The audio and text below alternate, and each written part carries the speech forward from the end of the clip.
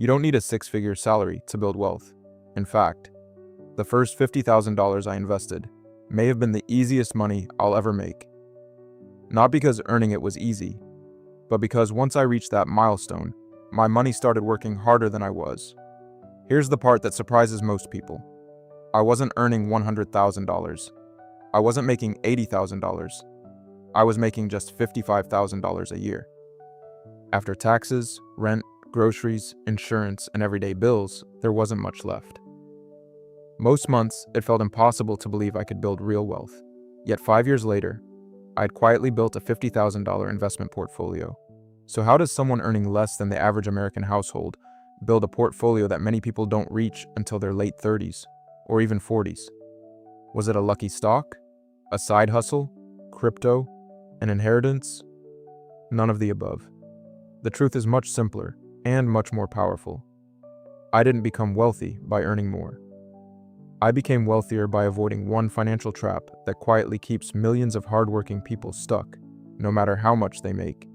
And once you see what that trap is, you'll never look at your paycheck the same way again. The trap has a name, and once you understand it, you'll realize it has almost nothing to do with how much money you earned. I call it the Paycheck Illusion.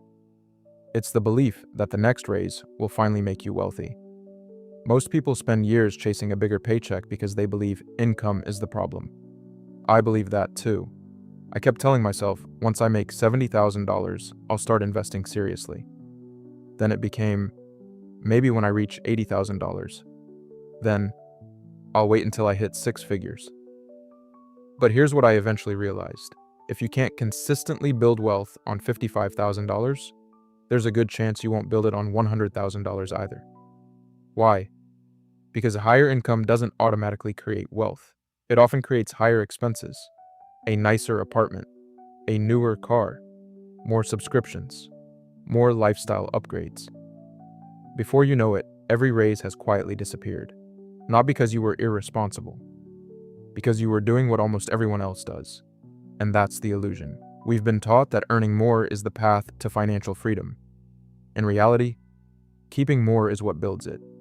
The day I stopped treating my paycheck as money to spend and started treating it as money to deploy, everything changed because I wasn't trying to make my income look bigger anymore. I was trying to make every dollar become another employee working for my future. And that's the mindset that quietly turned an ordinary salary into a $50,000 investment portfolio. But this isn't just my experience. Some of the most respected research on wealth has been saying the exact same thing for decades. At first, I thought wealthy people simply earned more money than everyone else. Then I came across a study that completely changed my perspective.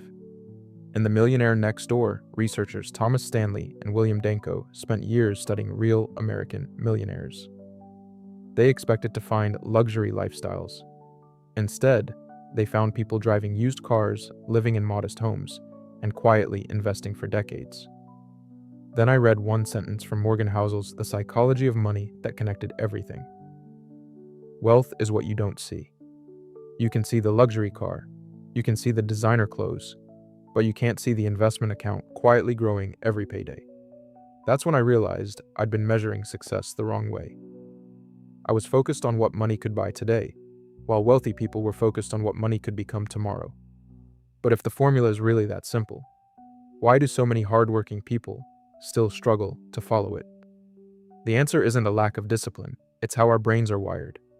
Behavioral economists call it present bias. Our tendency to value today's rewards far more than tomorrow's. That's why buying a new phone feels exciting immediately, while investing for retirement feels almost invisible. And companies know this. Every day we're told, buy now, upgrade now, you deserve it now. Very few messages encourage us to wait. That's why I stopped thinking of investing as giving money away. Instead, I started thinking of every invested dollar as hiring another employee. Spend the dollar, and that employee works for someone else. Invest it, and that employee starts working for you. Earning returns, then earning returns on those returns. At first, nothing seems to happen.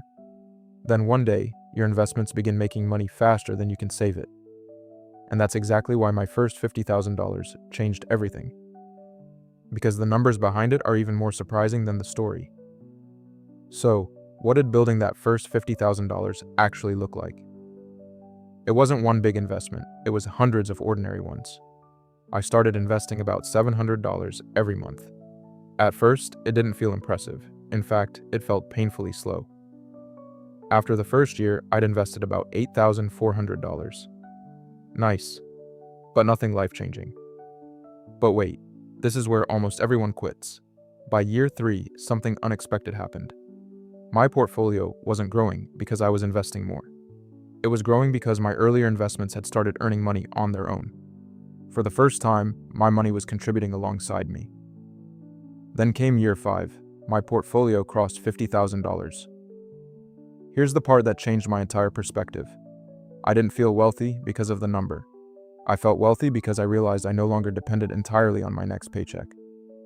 My investments had become a second income engine. That's the power of compounding. It starts almost invisibly, then suddenly feels impossible to stop. If this is changing how you think about money, take a second to like this video and subscribe to Salary to Wealth channel. Every week we break down the financial rules most people never learn, but should. Here's what surprised me most. Building wealth isn't difficult because people are lazy. It's difficult because modern life is designed to make spending effortless. Think about it.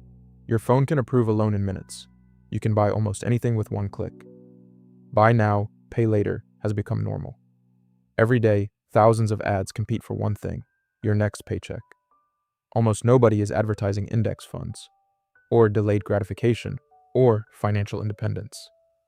The economy depends on people spending, but your future depends on owning. That's why so many hardworking people feel stuck. They're not losing because they don't earn enough.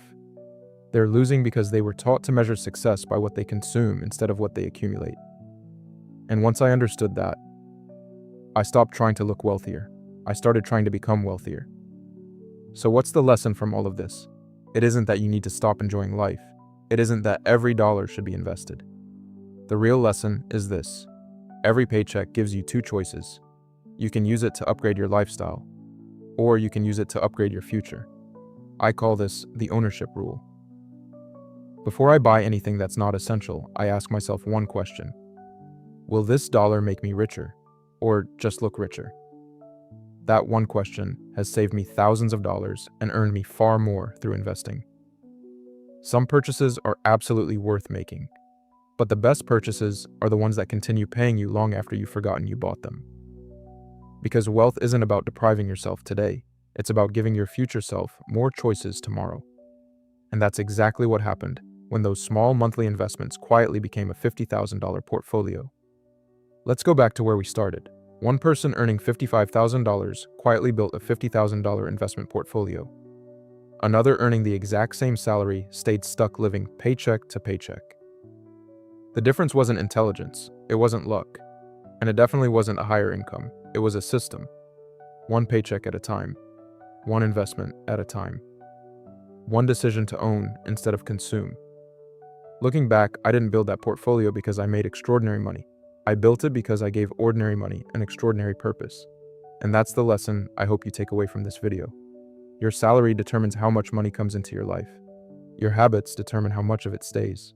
Because in the end, wealth isn't built by earning more. It's built by making every dollar work before you do.